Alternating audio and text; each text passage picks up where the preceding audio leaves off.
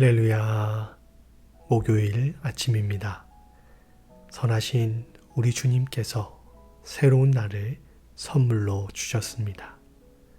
오늘 하루의 삶 가운데 우리 주님의 은혜와 평강이 가득 넘치시길 바랍니다. 6월 10일 목요일 저희들에게 주신 하나님의 말씀은 잠언 21장 15절에서 31절 말씀입니다. 잠언 21장 15절부터 31절 말씀입니다. 제가 말씀을 읽도록 하겠습니다. 정의를 행하는 것이 의인에게는 즐거움이요 죄인에게는 패망이니라. 명철의 길을 떠난 사람은 사망의 회중에 거하리라. 연락을 좋아하는 자는 가난하게 되고 술과 기름을 좋아하는 자는 부하게 되지 못하느니라. 악인은 의인의 속전이 되고 사악한 자는 정직한 자의 대신이 되느니라. 다투며 성내는 여인과 함께 사는 것보다 광야에서 사는 것이 나으니라. 지혜 있는 자의 집에는 귀한 보배와 기름이 있으나 미련한 자는 이것을 다 삼켜 버리느니라. 공의와 인자를 따라 구하는 자는 생명과 공의와 영광을 얻느니라. 지혜로운 자는 용사의 성에 올라가서 그 성이 의지하는 방벽을 허느니라. 입과 혀를 지키는 자는 자기의 영혼을 환난에서 보전하느니라. 무례하고 교만한 자를 이름하여 망령된 자라 하나니 이는 넘치는 교만으로 행함이니라. 게으른 자의 욕망이 자기를 죽이나니 이는 자기의 손으로 일하기를 싫어함이니라. 어떤 자는 종일토록 탐하기만 하나 의인은 아끼지 아니하고 베푸느니라. 악인의 재물은 본래 가증하거든 하물며 악한 뜻으로 드리는 것이랴. 거짓 증인은 패망하려니와 확실히 들은 사람의 말은 힘이 있느니라. 악인은 자기의 얼굴을 굳게 하나 정직한 자는 자기의 행위를 삼가느니라. 지혜로도 못하고 명철로도 못하고 모략으로도 여호와를 당하지 못하느니라. 싸울 날을 위하여 마병을 예비하거니와 이김은 여호와께 있느니라. 아멘. 오늘 본문을 공의와 정의, 지혜, 그리고 악인이라는 세 개의 주제로 나눠보고자 합니다. 먼저 공의와 정의에 대해서 살펴보도록 하겠습니다. 공의와 정의에 관한 본문은 15절과 21절입니다. 15절에서는 정의를 행하는 것이 의인에게는 즐거움이 되고 악인에게는 패망이 된다고 말씀하고 있습니다. 왜 그렇습니까? 악인은 자신의 힘과 권력을 통해 공의와 정의를 무시한 채 자신의 이익을 따라서 사는 사람입니다. 그래서 공의와 정의가 바로 세워지게 되면 자신의 악행이 드러나게 되고 심판과 처벌을 받게 되기 때문입니다. 하나님은 공의와 정의의 하나님이십니다. 우리는 그분의 자녀이기에 기꺼이 그분을 따라서 공의와 정의를 삶의 기본 정신으로 삼고 살아야 합니다. 공의와 정의를 행하며 사는 것은 모두의 행복을 위한 길입니다. 유전무죄, 무전유죄라는 말이 있지요. 돈과 권력을 가진 자는 큰 죄를 지어도 무죄가 되고 반대로 돈과 권력을 가지지 못한 자는 죄가 없어도 죄인이 되어버리는 세상을 지탄한 말입니다. 많이 가진 자도 적게 가진 자도 공의와 정의의 기준으로 잘잘못을 평가받는 사회, 부와 권력이 있는 사람이 자신의 것을 가지고 악용하지 못하도록 하는 사회가 건강한 사회입니다. 공의와 정의의 정신을 가지고 살기를 힘쓰는 것은 우리 사회를 보다 건강하게 만드는 일이고, 그 사회 안에, 그 테두리 안에서 우리의 삶이 보호받기에 우리의 삶을 보다 행복하게 만드는 길입니다. 21절 말씀을 표준 세번역 성경에서는 다음과 같이 번역했습니다. 정의와 신의를 쫓아서 살면 생명과 번영과 영예를 얻는다. 아멘. 우리 사회에 공의와 정의의 정신이 지금보다 더 잘 반영된다면 그곳에는 생명과 번영과 영예가 가득하게 될 것입니다. 우리가 살고 있는 캐나다와 조국 대한민국, 나아가 온 세계에 공의가 물같이, 정의가 하수같이 흐르는 그런 세상이 될 수 있도록 함께 기도하는 우리가 되었으면 좋겠습니다. 뿐만 아니라 우리 스스로도 공의와 정의의 정신을 가지고 살아갈 수 있기를 바랍니다. 본문의 두 번째 주제는 지혜입니다. 16절과 20절, 22절, 23절, 그리고 30절부터 32절이 이에 해당합니다. 동서고금을 막론하고 사람들은 지혜를 사랑했고 또 지혜로운 사람이 되기를 원하고 있습니다. 다윗의 아들 솔로몬은 하나님께 부나 건강이나 명예가 아닌 지혜를 구했습니다. 한국에서는 여성의 이름에 지혜라는 이름을 많이 사용하고 있지요. 그렇다면 사람들은 왜 이처럼 지혜를 좋아할까요?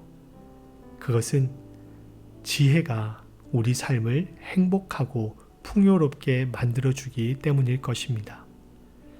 지혜는 종종 지식이 풀지 못한 문제를 해결하고 답답했던 사람들의 마음을 시원하게 해주곤 합니다. 그래서 많은 사람들이 지혜로운 사람이 되기를 원하고 있습니다. 그렇다면 지혜는 어디로부터 오는 것일까요? 성경은 지혜의 근원이 하나님이시라고 밝히고 있습니다. 저는 교회에서 사역을 하면서 지혜로운 분들을 많이 만나게 됩니다. 특히 신앙생활을 오래 하신 분들 중에 지혜로운 분들이 많이 계십니다. 왜 그럴까요? 바로 지혜의 근원 되시는 하나님과 오래 사귀어 살았기 때문입니다. 창조주이신 하나님은 지혜의 근원이시며 이 세상 그 누구보다도 지혜로우신 분이십니다. 그래서 그분을 의지할 때, 그분과 사귀어 살 때 하나님은 우리에게 지혜를 주십니다. 하나님을 의지하고 그분과 사귀어 삶으로 하나님께서 주시는 지혜로 충만한 우리 모두가 되었으면 좋겠습니다. 그래서 그 지혜를 가지고 나의 삶뿐만 아니라 나의 가정, 우리 교회, 이 사회를 보다 아름답게 만들어 나가는 우리 모두가 될 수 있기를 바랍니다. 본문의 세 번째 주제는 악인입니다. 악인에 관한 본문은 17절부터 18절, 그리고 24절부터 27절, 또 29절 말씀입니다. 17절과 25절은 게으름과 관련이 되어 있는데 성경은 게으름을 악한 것으로 봅니다. 예수님께서 말씀하신 달란트 비유에 나오는 한 달란트 받은 자는 다른 종들과 달리 주인이 맡긴 한 달란트를 가지고 아무것도 하지 않았습니다.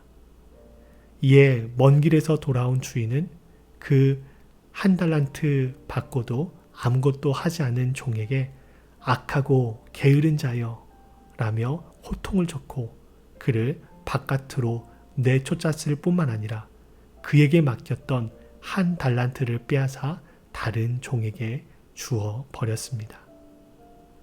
하나님은 게으름을 싫어하십니다. 우리가 묵상하고 있는 잠언에서도 게으른 자는 개미에게 가서 배우라고 하면서 게으름을 경계합니다.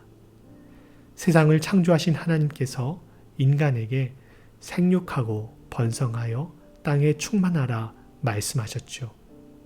또 믿음의 조상 아브라함에게는 내 자손이 하늘의 별과 같이 바다의 모래와 같이 많게 될 것이다 라고 약속해 주셨습니다. 또한 예수님께서는 제자들에게 땅끝까지 이르러 내 증인이 되고 모든 민족을 제자 삼아 세례를 베풀고 내가 너희에게 분부한 모든 것을 가르쳐 지키게 하라고 명령하셨습니다. 이 하나님의 약속의 말씀이 우리 삶 가운데 이루어지기 위해서는 하나님의 함께하심의 은혜와 더불어 우리 인간의 근면 성실함이 필요합니다. 그래서 게으르다라고 하는 것은 한편으로는 하나님께서 나에게 맡겨주신 소명을 무시하는 행위이며 또한 그것은 악한 행위와 마찬가지라고 말할 수 있는 것이지요. 오늘 본문은 악한 자는 어떤 사람이라고 말씀하고 있습니까? 악인은 무례하고 교만하며 이들은 자기의 얼굴을 굳게 한다라고 말하고 있습니다. 굳게 한다라고 하는 것은 뻔뻔하다라는 말입니다. 그래서 악을 저질러도 눈 하나 깜짝하지 않고 양심의 가책을 받지도 않습니다. 자신의 이익을 위해 거짓 증언을 말하고 자기 손으로 일하기는 싫어하면서 다른 사람의 것을 빼앗고 또 속여서 갈취합니다. 결국 이런 자의 말로는 무엇입니까? 패망과 심판이지요. 악인들의 악행으로 인해 피해를 보고 눈물을 흘리며 절망 가운데 있는 사람들은 하나님의 형상으로 지음받은 하나님의 자녀들입니다. 하나님께서는 애굽에서 노예로 살았던 이스라엘 백성들의 고통을 보고 듣고 알고 계셨으며 그리고 이것에 대해서 애굽에 보응하셨습니다. 그때와 같이 하나님은 지금도 악인들의 악행으로 고통받는 자들을 결코 외면하지 않으십니다. 그들의 눈물을 닦으시고 그들의 고통에서 자유케 해주실 것입니다. 뿐만 아니라 악인들에 대해서 그들의 악행을 보응해 주실 것입니다. 이런 하나님을 믿고 신뢰함으로 우리는 악한 자의 형통, 악한 자의 기세등등함을 부러워하지 말아야 합니다. 왜냐하면 그 말로는 하나님의 심판이 기다리고 있기 때문입니다. 우리 그리스도인이 할 일은 악인들의 횡포에 의해 고통당하고 어려움에 처한 자들을 위로하며 그들과 함께 눈물을 흘리는 것입니다. 그리고 할 수만 있다면 최선을 다해 그들을 돕는 것이지요. 또한 하나님께서 우리에게 맡겨주신 삶의 자리에서 정직하게 공의와 정의의 정신을 가지고 성실하게 살아가는 것입니다. 그러한 삶을 살 때 하나님께서 우리를 바라보시며 기뻐하실 것입니다. 또한 그러한 우리의 모습들을 통해서 우리가 살고 있는 사회는 보다 아름다워질 것입니다. 이러한 일에 함께 동참하여 하나님께 영광 돌리는 우리 모두가 될 수 있기를 바랍니다. 함께 기도하시겠습니다. 하나님은 공의와 정의의 하나님이십니다. 그 하나님의 자녀된 저희들도 공의와 정의의 정신을 가지고 살아가기를 원합니다. 뿐만 아니라 저희가 사는 이 캐나다에 공의와 정의의 정신이 가득하게 해주시고 그리하여 더욱 아름다운 나라가 되게 하여 주시옵소서. 캐나다뿐만 아니라 조국 대한민국과 온 세계에 공의와 정의가 흘러넘치게 하여 주시옵소서. 바라기는 저희 모두가 지혜로운 사람이 되기를 원합니다. 하나님을 의지하고 하나님과 함께 사귀어 살며 하나님으로부터 오는 지혜로 충만한 저희들 되게 하여 주시옵소서. 그래서 저희 안에 있는 하나님의 지혜로 말미암아 저희 삶뿐만 아니라 저희의 가정과 교회와 직장과 사업장이 보다 아름다운 공동체가 되게 하여 주시고 그 일에 힘써 합력하는 저희들 되게 하여 주시옵소서. 악한 것은 모양이라도 닮지 않기를 원합니다. 악한 자의 형통이나 기세등등함을 도리어 부끄러워하는 저희들 되게 하여 주시옵소서.